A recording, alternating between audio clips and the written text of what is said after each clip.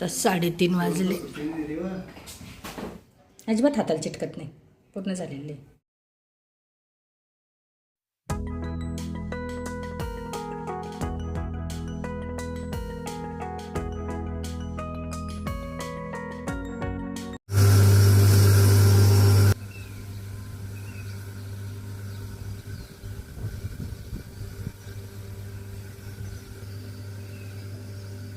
खाली आणले.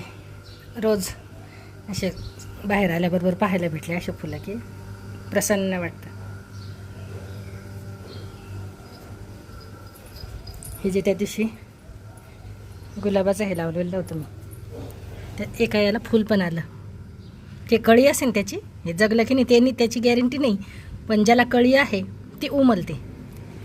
तर छान असं फूल पण आलं. हे छोटं आहे आणि जो गुलाब आहे तो खूप मोठा आहे. अगोदर होता माझ्याकडे, तर याला आता छान असे पानं यायला लागले. 2-3 जगल्यासारख्या वाटून राहिल्या, पण आता शेवटी किती जगतात त्याच्यावर आहे. बऱ्याच लावाव्या लागतात. चक्कीमध्ये दळण लावलेलं होतं मी जाड, कारण करायचे होते रोडगे. रोडग्याचा व्हिडिओ बऱ्याच वेळा टाकलेला आहे, पण जे नवीन आहेत त्यांच्यासाठी म्हटलं चला आज आता व्हिडिओ करावा, कारण पुढे श्रावण महिना आहे आणि श्रावण महिन्यामध्ये रोडगे हे होतातच. तर जाड दळून घेतलं. आणि माझं एक विशेष आहे की प्रत्येक वेळी रोडग्याचं दळल्यानंतर माझ्याकडून जास्तच दळल्या जातं आणि नेमकं ते नंतर त्याच्या काही पोळ्या चांगल्या नाही लागत. मग म्हटलं चला जाऊ द्या, शिल्लक आहे तर रोडगेच करून घेतले. बाहेर काही कुत्रे असतात तर त्यांना म्हणजे रोज सकाळी गेट उघडलं की ते येतातच, तर म्हटलं त्यांना पण कामी येतात काही. तर मीठ बऱ्यापैकी टाकायचं. आणि हे पंढरपूरला गेलेले होते, तर यांच्यासोबत दादा पण गेलेला आहे, त्याच्यामुळे आम्ही दोघी, त्याच्यानंतर ते दोघं, आणि जे उरले ते मग राहतातच. चांगलं घट्ट असं मळून घ्यायचं.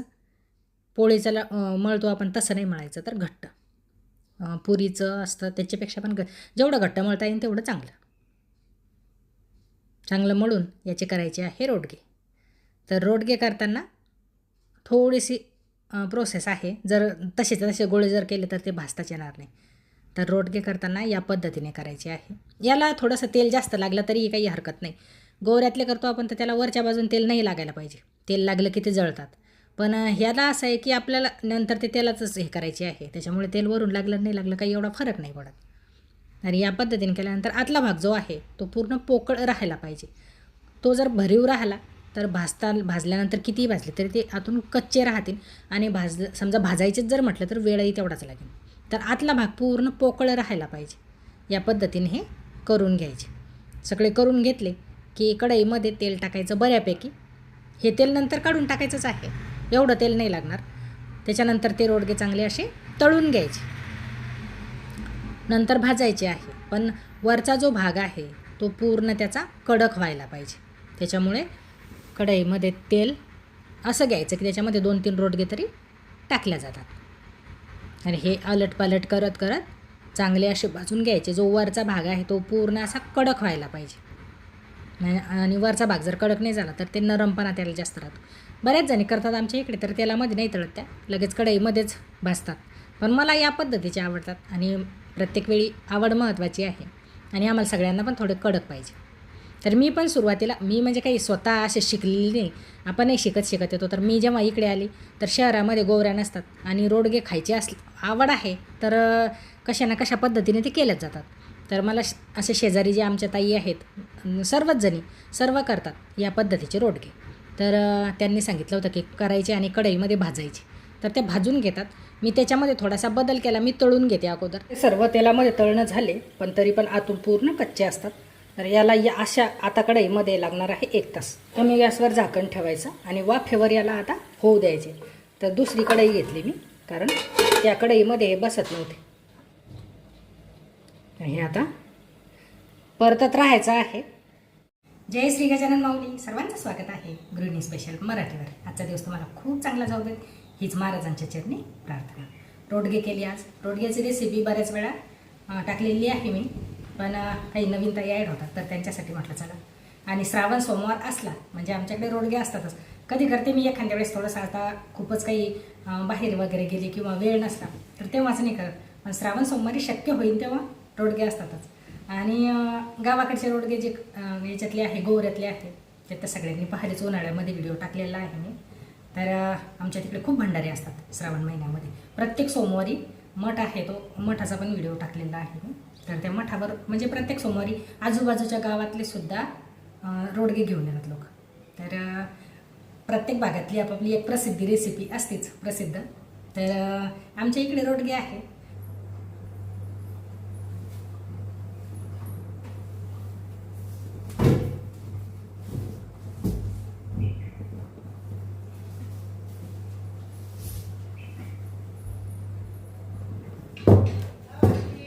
मी एक व्हिडिओ केला होता उन्हाळ्यामध्ये की डबे घासून ठेवले की टेन्शन नाही दिवाळी दसऱ्यापर्यंत. तर एका ताईची कमेंट आली होती मला की ताई तुम्ही मग डबे घासतच नाही का मध्ये. तर जेव्हा डब्यातलं काही संपलेलं असतं तेव्हा मी तो डब्बा तसा ठेवतच नाही, घासूनच ठेवते. वरचे डबे रिकामे नाही होत आता वर्षभर तरी जवळपास, म्हणजे दिवाळीच्या पुढेच रिकामे होतात ते डाळी वगैरे संपल्या तेव्हा. पण खालचे जे डबे आहेत ते डबे पूर्ण रिकामे झाले. आता याच्यातली तुरीची डाळ संपली होती तर घासल्याशिवाय डबा मी कधीच भरत नाही. चिताईची कमेंट आली, कदाचित नवीन असतील त्या, पण ज्या नेहमीच्या आहेत त्यांना माहिती आहे की माझं घासल्याशिवाय जमतच नाही मला. तर तुरीची डाळ संपलेली होती आणि डाळ यावर्षी खूप छान आली, खूप छान केलेली. एक पण रोळ नाही. आणि मध्ये मध्ये राहतो एखाद्या वेळेस तर तो वरणामध्ये दिसतो, पण ते निघत नाही असं. जेव्हा ती डाळ शिजते तेव्हाच निघतो तो. तर ही डाळ आम्ही करून घेतो याच्यातून मिलमधून.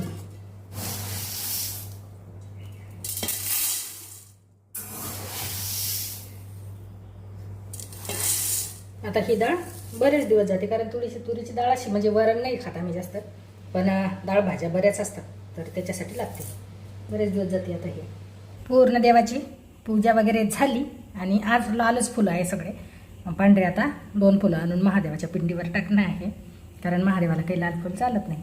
तर पूर्ण लाल फुलं आहे. पांढरे काही मला मिळाले नाही, पण आता झाडाला बाहेर जाऊन शोधावे लागणार, कारण आता चातुर्मास सुरू झाला की फुलं पण अगदी गायब व्हायला लागतात. हे पण वरचे खुर्ची ठेवून वरचे फुलं तोडले मी, खालचे सगळे गेलेले होते या झाडाचे. आणि चातुर्मास आहे तोपर्यंत गणपती बाप्पाला रोज एक तरी लाल फुल व्हायला पाहिजे चातुर्मासामध्ये. तर हार करायचा विचार होता माझा, पण गणपती बाप्पाच्या मूर्तीला हार केला असता तर मग खालच्या देवांना काहीच राहिलं नसतं. तर त्याच्यामुळे वाहून दिले सर्व. रोडग्याची ही रेसिपी करताना एक विशेष आहे की याच्याजवळच थांबायची गरज पडत नाही. एकदा का रोडगे कढईमध्ये टाकून दिले ते वाफवतात तोपर्यंत बाकीचे सगळे कामं झाले. माझे कपडे झाले, पूजा झाली, त्याच्यानंतर थोडंसं आवरणं असतंच थोडंफार, तर ते पण झालं. वरण भात पण लावणं झालं. A to Z जवळपास सर्व कामं झाले होते. आणि माझ्या कुकरचे जे डबे आहेत ते खूप छोटे आहे आणि त्याच्यामुळे भात त्याच्यामध्ये एक छोटी वाटीच बसतो. जास्त जर शिजवायचं असलं तर मी या पद्धतीने शिजवते. कुकरमध्ये वरण लावून दिलं आणि भात या भांड्यामध्ये अगदी जास्त वेळही नाही लागत, कमी वेळामध्ये चांगला शिजतो. तर भात वगैरे जे झालेलं होतं, कुकर पण झालं होतं, ते साईडला ठेवून दिलं, कारण मला करायची होती आता कारल्याची भाजी. जेवढे चांगले होऊ दिले तेवढे होतात, म्हणजे ते कच्चे नाही राहत, पण तरी पण त्याला कडकपणा असा चांगला आहे. तर अजून चालूच आहे. कपडेही झाले माझी, पूजाही झाली, मध्ये मध्ये फक्त त्याला. आणि त्याच्यानंतर वरण भात पण लावणं झालं. भात मी याच्यात करते, भांड्यात करते, कारण जे माझे छोटं भांडं आहे त्याच्यामध्ये जास्त भात नाही बसत आणि जास्तीचा टाकायचा प्रयत्न केला की सगळं वरणात चाललं जातं.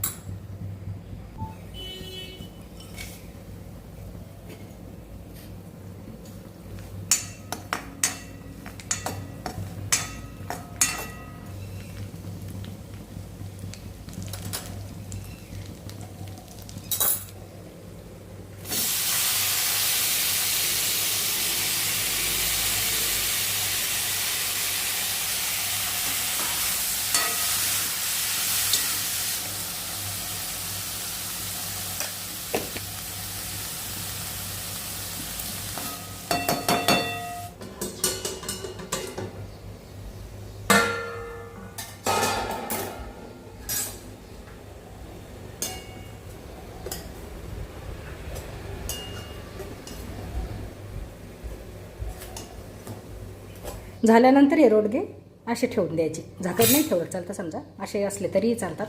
पण आता हे आहे तर असं ठेवते मी. आणि हे जर कढईमध्ये जर ठेवले तर याला असं पाणी सुटतं आणि ओले ओले होऊन जातात ते. तर त्याच्यामुळे झाल्यानंतर कढईमध्ये नाही ठेवायची. नाही रोडगे करता करू करू करू ही कढई बघा कशी झाली. तर ही काढावी लागणार आहे. तर हे आता असे ठेवून दिले. त्याच्यानंतर कारल्याची भाजी पण जवळपास झालीच आता. याला मिठात वगैरे काही करत नसते मी. बस चिरायचं आणि फोडणी द्यायची. वरण भात पण झालेलं नाही. श्रेयाचं चालू आहे आळी पाय ना.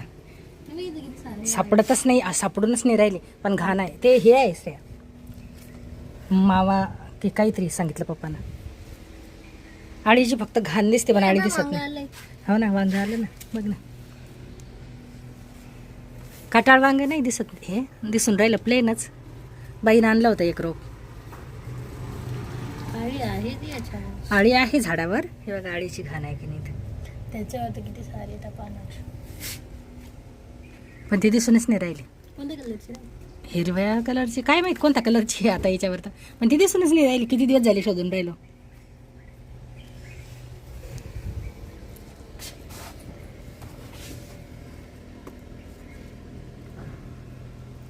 ते पाहिले सगळे खालचे राहिले पाहिजे. श्रेयाला खूप भीती वाटते कशाची पण. कैशी आणली तिने घरातून पाहायला.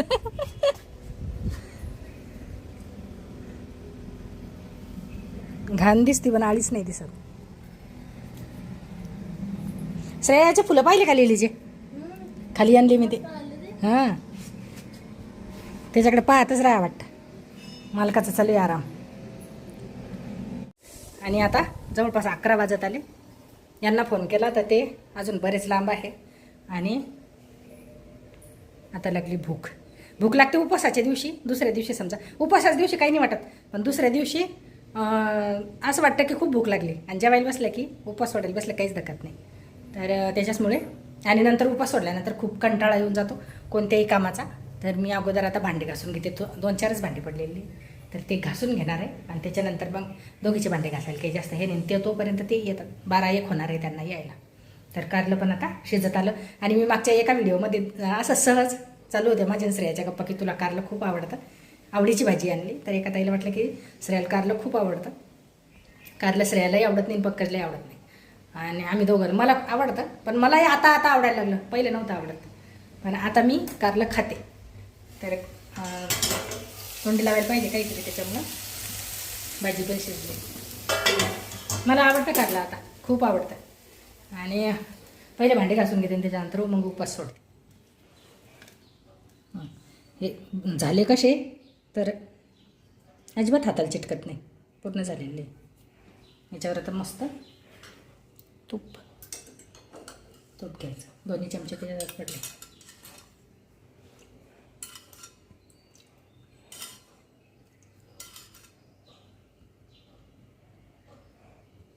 हे मम्मीचं आणि हे कारल्यावालंच आहे. हे माझं.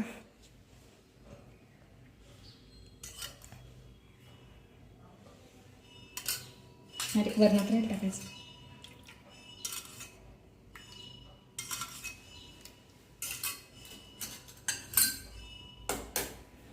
नैवेद्य दाखवायचं राहिलं माझं.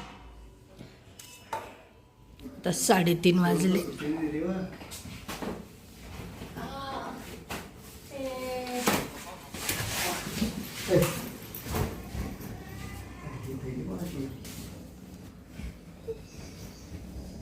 तू कसं काय आला? खराब केलं काय?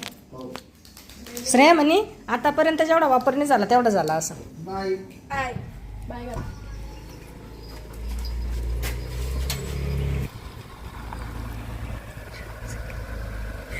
या इथून कलवता येत होती. इतक्या लांब जायची गरज नव्हती. आता स्वरूप काही दादाच्या सोबत पंढरपूरला नव्हता गेला. तो इथे जवळच शिकायला आहे. तर तो त्याला सोबत घेऊन आला होता गावाकडे जाऊन नेण्यासाठी.